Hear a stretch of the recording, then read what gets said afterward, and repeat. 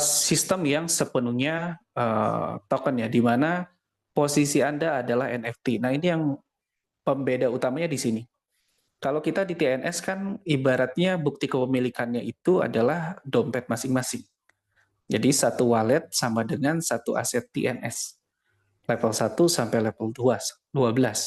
Pun kita ingin memiliki akun lain, TNS yang lainnya, kita harus membuat wallet lain. Ya, nah sedangkan di Wellbus ini kita tidak membutuhkan wallet lain apabila ingin memiliki posisi Wellbus yang berbeda, ya posisi metrik baru ibaratnya ya. Ibaratnya kita ingin punya 2 sampai 10 akun Wellbus itu cukup di satu wallet. Nah, buat apa untuk yang lebih dari 10 akun? Bukan berarti 10 akun dijalankan aktif income semua, teman-teman. Tetap untuk yang aktif income-nya, untuk yang pengembangan timnya itu satu Wellbus saja. Tapi yang lainnya misalkan teman-teman untuk fokus dijalankan untuk bermain pasifnya, gitu ya. Misalkan nempel-nempel ke orang yang aktif, baik ya di tim UFT ya ataupun bagaimana nanti ke depannya ya. Kurang lebih seperti itu. Lalu itu adalah perbedaan terbesarnya. Dalam TNS, kemajuan Anda terkait dalam dompet. Nah, ini tadi saya sudah jelaskan ya. Nah, perbedaannya nanti ada namanya paspor NFT nih teman-teman ya. Paspor NFT namanya. Nah, itu yang merubah pembeda awal ya. Sehingga ini nanti kepemilikan Wellbusnya itu bisa dikelola, ditransfer, atau dijual. Seperti itu ya. Bisa ditransfer atau dijual. Nah, dijualnya itu bisa secara instan sesuai dengan harga pasar atau dijual sesuai harga keinginan ya dengan potensi terjualnya secara organik ya. Jadi nanti kayak ada marketplace-nya lah kemungkinan sepertinya seperti itu. Nah, paspor NFT sendiri adalah NFT berbasis ID yang menyimpan semua aktivitas pengguna. Nah, NFT atau non-fungible token itu bukan sekedar cuma gambar ya teman-teman ya. NFT itu adalah sebuah aset yang bisa menyimpan sebuah informasi, baik itu gambar, baik itu video, baik itu audio, ataupun aktivitas-aktivitas lainnya. Nah, dalam hal ini, untuk di Wellbus ini, kayak NFT ini digunakan sebagai semua informasi terkait kepemilikan Wellbus itu sendiri. Ya, kayak nyimpan semua aktivitas pengguna, baik itu misalkan di paspor NFT 1 ya misalkan ya. Nah, itu levelnya udah berapa? Dia yang ini level 2 misalkan. Pendapatannya udah berapa ya. Reinvest dananya bagaimana, kemajuannya kayak gimana. Anggaplah kayak akun TNS di wallet A. Nah, bedanya di sini kepemilikannya tidak berdasarkan wallet tersebut, tapi lewat NFT ini. Ya, jadi NFT ini independen, teman-teman.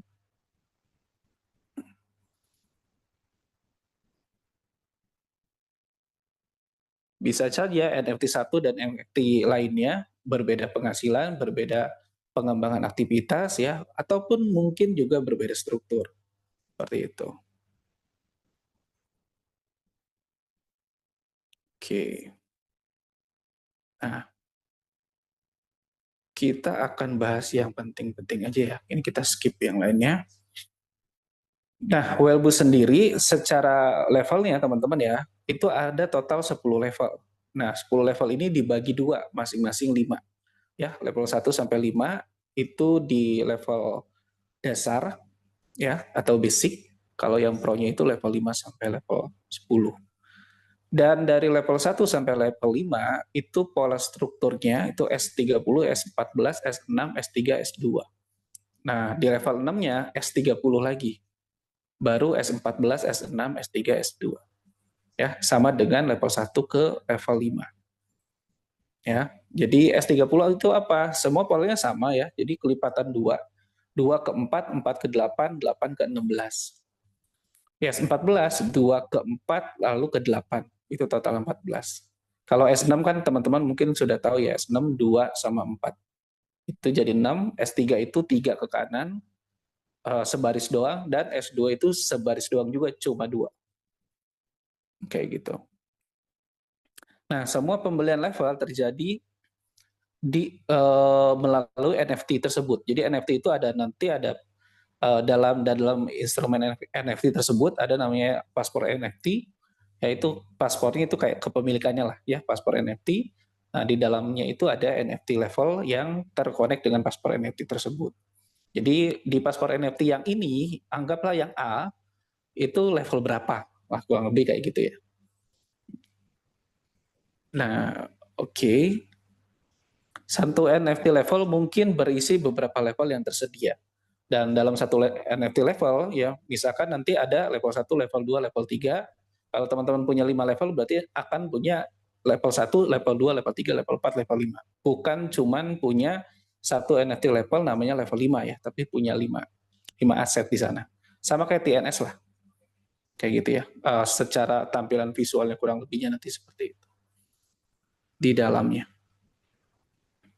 Nah, untuk distribusinya, ini 100% infonya ya, teman-teman.